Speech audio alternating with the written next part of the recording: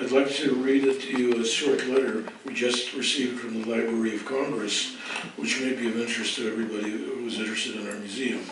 The United States Library of Congress has selected your website for inclusion in the Voices Eastern and Central European Americans Web Archive, which is part of a larger collection of historically and culturally significant websites that have been designated for preservation. So we're one of them. Well, there's a description of how they're trying to archive various websites and public content, which will be added to relevant collections in the future. And this is to make the work of researchers at the Library of Congress and their facilities easier by also having an outlet to other archival or storage areas, organizations. So it's because of the increasing importance of presence in the internet, they are trying to preserve websites as a historical record that would be incomplete if our website were not preserved and made a part of this larger archive. So this was the very pleasant news we received today. So the URL that they selected is the homepage of the museum. I think it is big for all volunteers and also for you who are coming and helping us. Right. Just a few words. My presentation is very short. During the last 2 months, we've added 4 new tea-related items to display in the cabinet, which is over there on the left. And this includes 3 tin tea caddies of some of the largest Russian tea merchants of the end of the 19th and start of the 20th century, as well as an example of silver sugar tongs. The caddies that are represented there belong to the joint stock companies K&S Popov Brothers, Sergei Vasilievich Perlov, and Wolf Vysotsky and Company. All of these firms were headquartered in Moscow and had numerous branches, representative offices, and stores throughout the Russian Empire. In the cities such as St. Petersburg, Arkhangelsk, Astrakhan, Baku, Chelyabinsk, Ekaterinburg, Kharkiv, Kazan, Kiev, Kursk, Odessa, Orenburg, Poltava, Rostov-на-Doну, Samara, Samarkand, Saratov, Sevastopol, Simferopol, Smolensk, Tambov, Tashkent, Tiflis, Tsaritsyn, Tula, Tver, Vilna, Vologda, Voronezh, Warsaw, and Yaroslavl. Some of these companies also had branches in other countries, such as in London, New York, and Philadelphia. Some of them were purveyors to royalty, such as Grand Duke Nikolai Mikhailovich, to the court of the Shah of Persia, and purveyors to the ruling houses of Austria, Belgium, Greece, Norway, and Sweden. So if we talk about caddies, we had this item in our collection previously, but this was not a tea company. This was the trading company of Churin and Company, which was a department store which had branches throughout Siberia and the Russian Far East. This particular example is from Blagoveshchensk. As part of the new items which we acquired, this is the company of K&S Popov Brothers. Very, very lovely. You can find these in the internet, but they're often in worse condition. This isn't perfect, but fortunately there's no rust damage, though the interiors, and it's hand painted, so you can see the decorations on the side, which are quite lovely as well. The other tea caddy, the condition is less nice, but still is better than a lot that I've seen for sale. And this is the firm of Sergei Vasilievich Perlov, start of the 20th century. Inside these caddies, usually they also have the lid inside, and you can see information about the company, what medals they may have had at some trade fair, and so on. And then the last one is from the company of Wolf Vysotsky and Company. He was one of the two largest tea traders in the Russian Empire. Interestingly, after the company was nationalized by the Soviet government in 1919, they moved their business to Europe, to the United States, and after 1948, they have a branch in Israel, and is still doing business there under the firm name. So you see they're quite lovely. I've seen versions of this in blue colors and others, but these are the items which we recently received. And finally, I love this tea tongs, sugar tongs, sterling silver. This is probably the earliest item in our tea-related collection, dating to around 1884. We have various reference books now where we're able to identify the makers thanks to the hallmarks that are in the silver objects. So for example, we have a wine ladle over there, which we didn't know who made it or anything. We knew it was Georgian, and Pavel Rodzianka was very interested in it, and he's been pestering us for a couple of years now. Could you tell us more about it? Well, I started looking, and actually it was made in what is now Georgia, but the person who was the assayer of the silver content, the last name Schmiedetsky, was a graduate of the mining college in St. Petersburg, and he became an assayer in what is now Western Russia, but most of his career was in the Trans-Caucasus region, and he worked in various cities, but mainly in Tiflis, so we know that much about it. So as we receive new items, we try to establish if we don't know the provenance, at least we can tell who the maker was, or at least who determined that it actually had the correct silver or gold content in it. So that's all that I really wanted to say.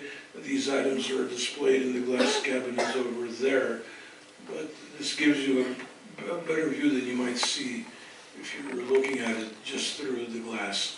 Thank you for your attention. I'm so excited that Elena Danielson again in our museum.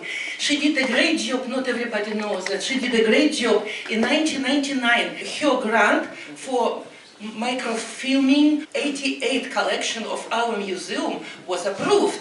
And it is a project for 2 years. And Anatol Shmilov, now he's standing for a short time. So he made this job, but thanks to Elena, because she organized all this project. So thank you very much. And she's back in our museum. She's now Professor Emerita of Hoover Institution? Stanford. Yeah. Stanford. Yeah. Okay. Well, thank you so much. It's very kind of you. And it's wonderful that you made time for me today. I'm thrilled. I didn't expect such a big turnout. It looks like it's kind of standing room only. So thank you. And there's some familiar faces. Polina Ilyeva and Anatol Shmilov rescued me a few years ago. We're talking about 1999. I owe them big time. My boss sent me to Prague and said, just pick up 15,000 boxes of documents from Radio Free Europe, Radio Liberty, and bring them back to Stanford and get them organized. I go, sure, boss, whatever you say. And so I quickly went to Anatol and Polina and said, please help me. And they rescued me. That was over 20 years ago now, but it was a piece of cake compared to, so what they're doing now, it seems so easy compared to organizing 7,000, linear feet of archives. And so everything after that was easy for you, I'm sure. And they've both gone on to really stellar careers, and I take full credit. And also Albert is here, and he has been so kind to me over the years. And I remember vividly when Albert brought Natasha and Vasily Romanov to the Stanford Faculty Club for lunch. And it's really one of the highlights of my career in the Hoover archives. So thank you, Albert, for that. So it's wonderful of you making time, and I'm grateful to Rita for inviting me back, And so And so we discussed, what should I talk about? And you guys all know more than I do, but I did want to do something to honor the memory of Andrew Romanoff, or Romanoff, who you can see here. I remember him as a very kind and thoughtful person, a very artistic man. He had the posture of a regal, prince, which he was, but somehow he was down to earth and easy to relate to. So I just wanted to honor his memory today. Some of you knew him, and I hope you write any memories you have of him or any stories you've heard. So let's go on. Oh, and I have to warn you, I'm going to do 2 short talks, but they're connected, you'll see. You might wonder, but they're connected. The first one is going to be a tribute to Andrew and the work he did with recovering and identifying the remains of his ancestors. And then I'm going to talk about how he inspired me to go to Yekaterinburg and track down what happened. Now, I am very presumptuous talking to you because you all know more than I do, and I'm actually used to this. In my job as an archivist, I would collect documents, some of which I couldn't read, and I would bring them back to Stanford and let the experts tell me what they meant. So I'm used to talking to people who know more than I do. And I'll leave some time at the end for comments because I think that's always very valuable. So this is Andrew. He's looking very serious here. You can guess why. Do you know where he is? Yekaterinburg. Yeah. So this is, I think it's Ganinayama. Anyway, it's one of the locations where the remains of the Romanoff family were found. So it's a very emotional moment for him, but he's still quite dignified. He still has his beautiful posture. He said his family as a child made him walk around with kind of sticks under his arms so he would stand up straight. But he is obviously overcome with emotion. You can't see it here, but they're going to build crosses in that neighborhood. And he was an artist. As you know, the Romanoff family was incredibly artistically gifted. When you see their watercolors, it's astonishing. His grandmother used to put little watercolors on her correspondence that are true works of art. And he did his own artwork. And here it's called, he titles it, From Here to St. Petersburg. And when I hear that, I realize he was also very poetic. That's kind of the rhythm of from here to eternity. And it looks like there's a sunrise on the left and a sunset on the right. So it's a simple, primitive-looking painting, but there's a lot of emotion going on in there. And you only have to look at it for a little while. And on the left, what you have is Inverness, California. Some of you have been there, right? And on the right, you know where that is the Peter and Paul Fortress and Cathedral in St. Petersburg. But there were stations in between, and we'll look into that. The original of that, by the way, okay, is right here. It looks kind of small and unpretentious, sort of primitive artwork, but the emotion that went into it is quite phenomenal. Okay. So I hope I have the basic facts right. So he was born in London in 1923, passed away in Inverness, California, November 28th, 2021. And this is a photo by a professor of photography from San Francisco State, and it was done when he was in his 70s, so he had already seen the place in Yekaterinburg. So you can kind of see he's got this thoughtful expression, and the photographer did a wonderful job. The photographer, Jack Wilpett, has work in the Getty Museum, the Metropolitan Museum in New York, so it's quite an important piece. And Andrew's widow, Inez Storer, gave me a print of this for the museum. And so I'm very grateful to her. It was a duplicate because the main collection is at Hoover, and Anatole has visited Inez recently and added to the Andrew Romanoff collection. And this is where I'm a little wobbly on things like genealogy, so Albert, you can correct me afterward. But I believe his grandmother was Grand Duchess Xenia, and in the Hoover archives we have some of her correspondence. It also has beautiful little watercolors in the corner. None of my relatives put watercolor paintings on my letters. And of course, he was related to Tsar Alexander III, the grandnephew of Nicholas II, and so he was in the line up until his death for the Romanoff family. And he does discuss that in his book. I think you've all seen this, right? The Boy Who Would Be Tsar. It has some of his paintings, and I think it's very important to look at them carefully. Even though initially they kind of look like children's artwork, you look at it closely and there's a lot going on. And he talks about his childhood and how his family expected him to take his place when the Romanovs came back to power. So he got a training that was not exactly appropriate to being a gardener in California. And of course, this is his grandmother, and this is a photograph from the Hoover archives. You've probably all seen this. It's widely reproduced. My grandmother doesn't look like that. So, so she was quite an elegant woman, apparently, and was one of the few of the family able to escape. And so Andrew's family, he wasn't born in Russia, of course, but Andrew's family escaped on the same boat with Grandmama. And Ksenia's papers there are a lot of her papers in the Hoover archives. And we're really lucky, Anatole Shmilov is curator and taking very good care of these treasures. So the family was given a Grace and Favor home on the Windsor ground, as I'm sure many of you know.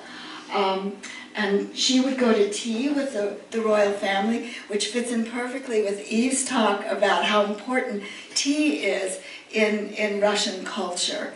However, Andrew himself said he was not allowed to mingle freely with the British royal family. They were a little standoffish. So Ksenia was allowed to go to tea, but Andrew was kind of relegated to just staying in the cottage, or it was called the cottage.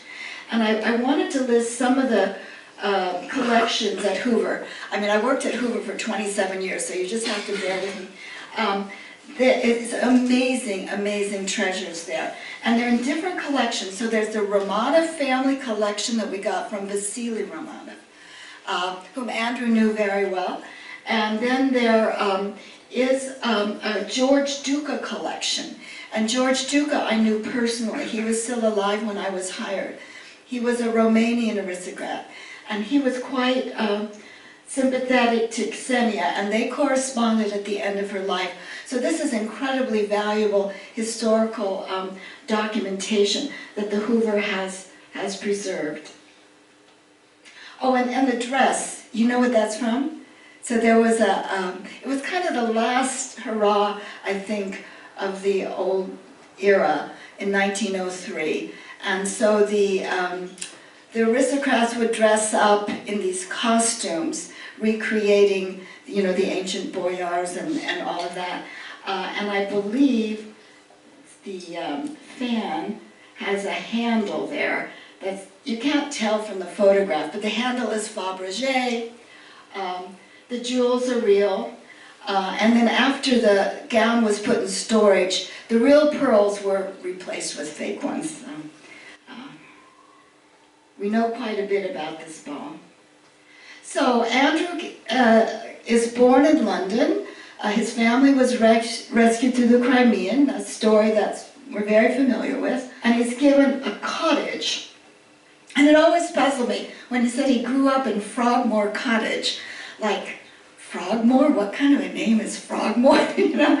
And it's on the grounds of Windsor Castle, you know, and occasionally they'd see, you know, the Queen going by, and, you know. Apparently when Queen Victoria came to this so-called cottage, it's rather large actually. When Queen Victoria came there, she saw frogs, and they called it Frogmore ever after, or at least that's the story they say. So Andrew lived here for the first 18 years of his life. There's also a little unit over here. I think he actually lived over on the side. But this is another one of those wonderful watercolors you see in these Russian collections. I guess children were taught art routinely. It was like drinking tea. If you were civilized, you knew how to make watercolor paintings. Of course you did. And then Andrew has annotated this painting. So Grandmama's maid lived here, she lived there, and he was over in the building over there. There was a lady in waiting. So they were in a very elegant place, but from his description in his book that he wrote, The Boy Who Would Be King, it wasn't all that cozy and friendly.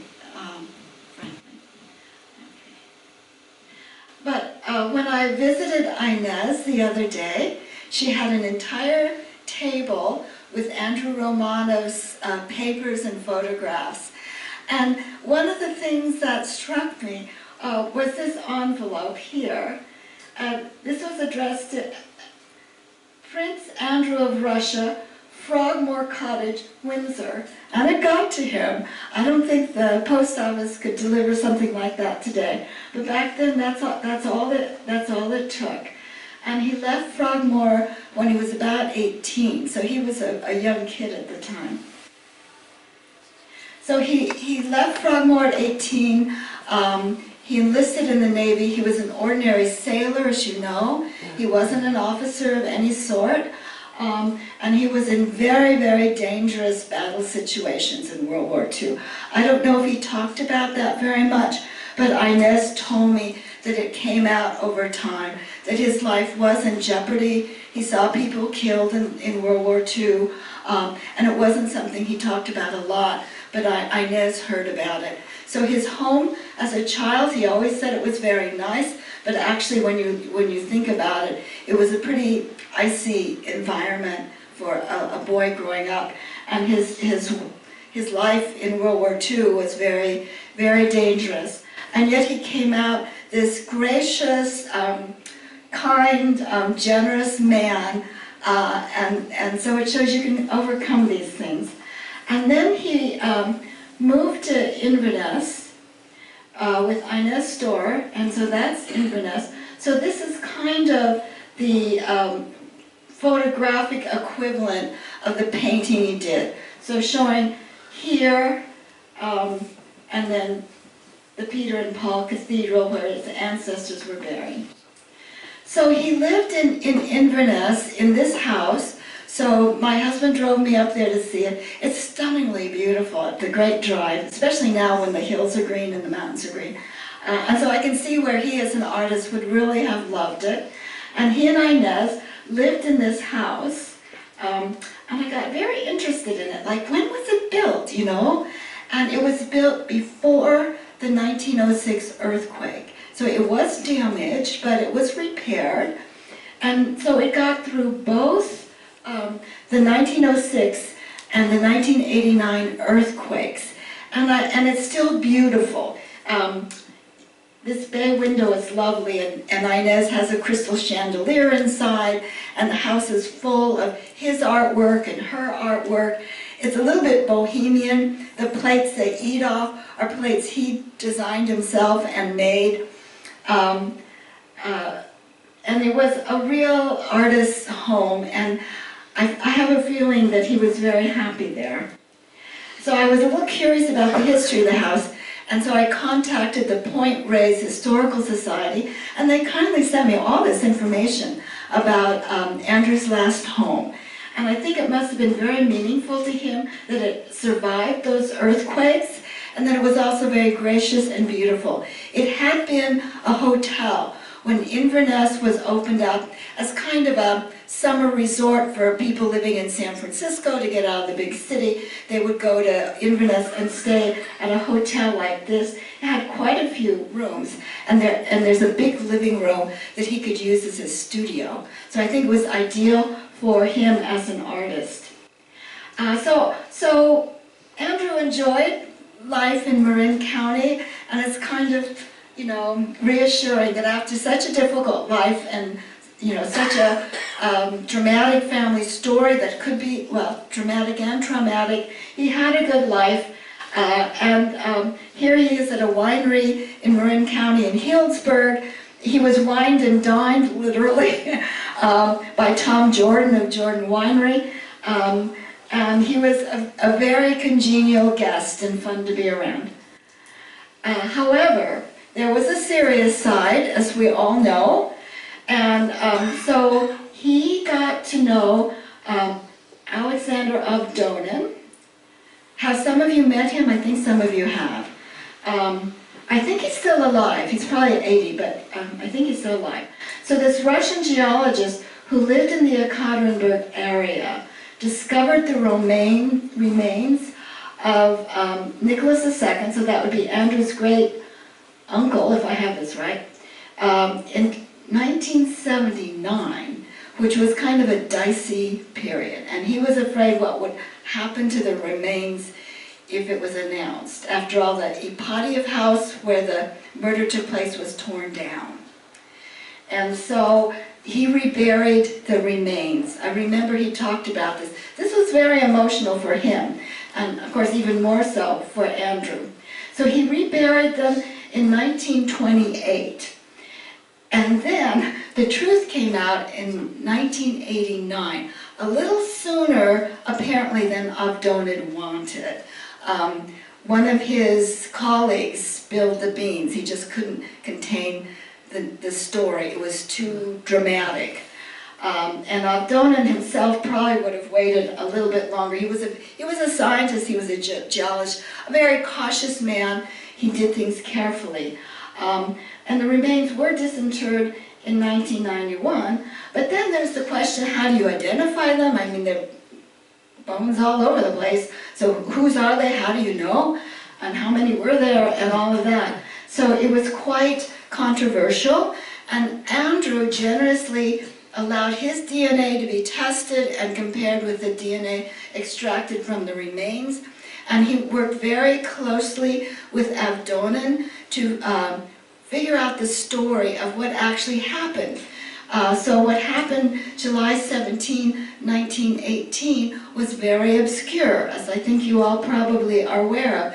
And the truth came out in bits and pieces with lots of misinformation. Is nothing new, right? There was misinformation all over the place. And of course, all these people claiming that they were survivors and Anastasia and all that. So it got very confusing. And Avdonin was quite systematic in pursuing the story and figuring out what happened. And so here's Andrew with Avdonin in 1992. So they worked on it for quite a number of years before the interment in St. Petersburg in, what was that, July 17, 1998. And Andrew was very generous and brought Avdonin to the Bay Area, brought him to the Museum of Russian Culture. He looked at artifacts, and brought him to my archives, where I made him sign the guest book. So if you came to the archives while I was there, you signed the guest book. So I know exactly the date he was there. It was 1997, and there is Avdonin, and his wife is quite a brilliant woman, and she was very helpful in the whole process of straightening out the story, because the clues were kind of scattered in different places. They were buried a long time. It was a very, very confusing situation for, nearly a century, really. And so Galina was quite, and I liked her enormously. And you won't recognize who that was. But, I was young once, can you imagine? It's hard to believe. I got this picture from Inez when I was at her house with my husband, and I looked at it, I said, oh, that's funny. those pearls are just like the pearls Ron gave me. Now this is the ceremony for the reinterment. So Inez is there, Andrew is there, and we think about 50 family members attended the ceremonies. And Inez has very vivid memories of it. This, we think, was the biggest Romanoff family reunion since 1913. And some of you may recognize some of the other members of the family. They calculate the number in the reunion differently depending on whether wives are included, but it was about 50 all told. And so Andrew saved these snapshots. They're just snapshots, but they're quite wonderful, of the ceremony. So this is July 17, 1998. So exactly 80 years after the murder in 1918. And Inez says the ceremony involved hours and hours and hours of waiting and waiting and waiting. Nobody knew what was going to happen. Was Yeltsin going to show up? Was he sober? What's going on here? So it was quite, so here's a family gathering, which was, you know, a very positive thing. But all of the waiting and stuff was apparently not fun, and there was a lot of uncertainty. But they did enjoy a nice banquet, and in the end there was a sense of closure. And I think for Andrew and the other members of the family, that was extremely important. So I was inspired by Andrew's trip to Ekaterinburg, and so I horrified my parents by telling them I wanted to go too. And, you know, kids. So I was able, my boss wouldn't pay for it, but I was able to get IREX to pay for it. It's not cheap, you know. And so IREX is this international research exchange. I think it's still around. It's a nonprofit. And they said they would pay for my trip. I go, okay, I'm going. So this is 2003. And so here in Ekaterinburg is the Church on the Blood. So that's where the Ipatiev house was built. And then it was dismantled, I believe, 1977 by Yeltsin before he was in charge of the whole country.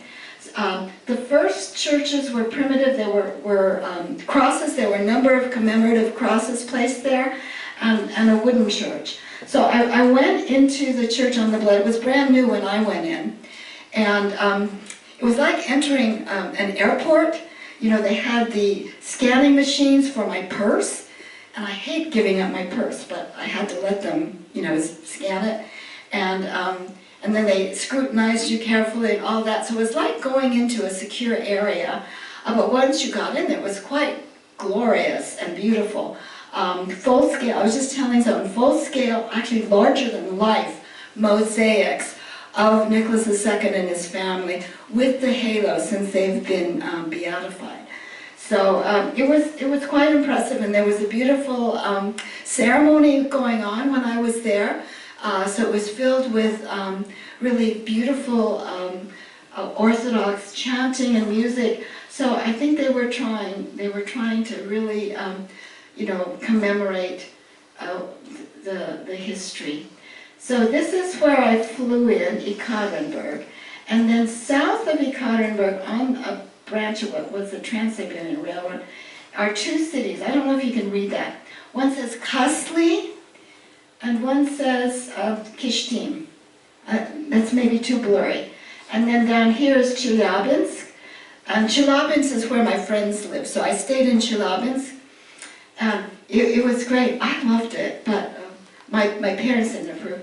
So they drove me all over this area. So they took me to Kishtim and Kasli. And the reason I wanted to see those two little towns, you know, right? No, maybe you don't. They're not famous cities.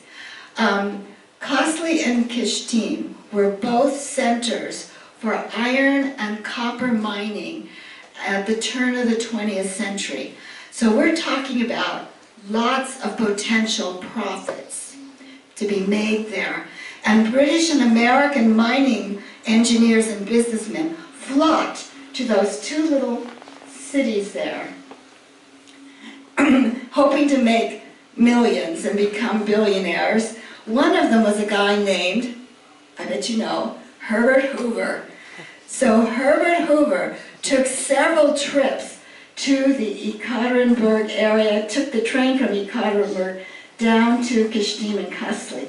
And I always wondered, when I was starting to work in the Hoover archives, there were all these artifacts lying about, and they didn't have captions. You kindly add captions here at the museum. All these artifacts didn't have captions. And there were statues made out of iron, little sculptures made out of iron, just decorating the director's office, decorating a room with books in it, and decorating the reading room. What were they? Okay, they were made out of iron from Kishtim. And you have a couple of them here in the museum.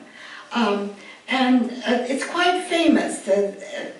But when you go through Chelyabinsk, even if you go into a little shashlik stand or something, it's decorated with sculptures from Kishtim and Kassli. Okay, so here I am at the house where Herbert Hoover lived in Kishtim. It's still there. It's big. And it was built by a guy named Demidov, but when Hoover lived there in 1909 to 1913, it was owned by Meller Zakomelsky. And Hoover wrote wonderful praise about Meller Zakomelsky and how well he treated his workers and all that. There are other viewpoints of the man that are a little bit different, but this is his house, and Hoover lived in that side of the house. And so they kindly gave me a tour of the house where Herbert Hoover lived, and there's a little historical display, no mention of Herbert Hoover, none, zero. And the guy in front is Kalinin, who, most of the houses there are, I think even today, I'll have to ask, when I was there in 2003, most of the houses were like log cottages. But this one is obviously very palatial. But it was in a state of disrepair, and the historian told me that they had money and plans to repair the mansion and bring it back to what it was. This was 2003. I looked on the website. The website says there are plans in 2025 to repair the mansion. So this is not going to happen anytime soon. Oh, but that's me in front of Kalinin. So the log cottages had a big fire because they're quite flammable. And so there was a fire in 1921, and Kalinin came to cheer the people up. So that's why his statue is there. But 1921 is also significant because that's when Herbert Hoover's relief workers during the famine of 1919 to 1921, Herbert Hoover's relief workers, he wouldn't go himself, he was afraid, but he sent other people in, and they brought food to starving people in Russia after the collapse of the revolution. And the workers got as far as Kishtim, but then everything had been destroyed in a fire. The Kassli sculptures were quite famous in 1900 and displayed at the Paris World's Fair. And so this is a museum in Ekaterinburg celebrating those statues. And I couldn't resist. I bought one. I have zero sales resistance. And I think the sculptures are quite nice, actually. So I bought one, and I think it relates to Herbert Hoover because he found out early, because of his business contacts in the Ekaterinburg area, he got rumors early, not as early as July 1918, but by December 1918, Herbert Hoover is writing letters saying something terrible is going on, we don't want it to spread, he had heard rumors about the murder of the Romanoff family, probably from his contacts because the news reports were unclear. And so Herbert Hoover rang alarm bells and said that the United States is going to have to deal with this problem. And so he changed gears from being a businessman to being somebody very interested in international relations, and that was the start of the Hoover Library. And the reason we have these phenomenal collections relating to Russian history and Eastern European history, and now also the rest of the world, I think, this is my own personal intuitive interpretation, that it was the murder of the Romanoffs that got Herbert Hoover interested in building the library and archives at Stanford. And so that's the reason all those little statues were scattered around when I came to work. They were statues he brought back from Kishtim and Kasli to remind people of what happened. And so there's the statue of Danilo. Do you know the story of Danilo? And it's a famous kid's fairy tale, and the mines were called mountains because most of the mines were in mountains. And so there was the mistress of the mountain who was very, very demanding, and she demanded that he make a stone flower, and so he does. And so that's the one I have. I also got this as a present from one of my friends there, and this you can recognize as Don Quixote, but you have a better one, so I'm not giving you this one. I'm keeping it. But I did donate this one along with Andrew's painting. So here, I promised to leave time for comments. So here is Andrew, still kind of overcome by what he's learned. We're still learning more history all the time, and as I said at the beginning, you all know more than I do, so any comments you have, I would be delighted to hear. And thank you very much for your patience. This was great.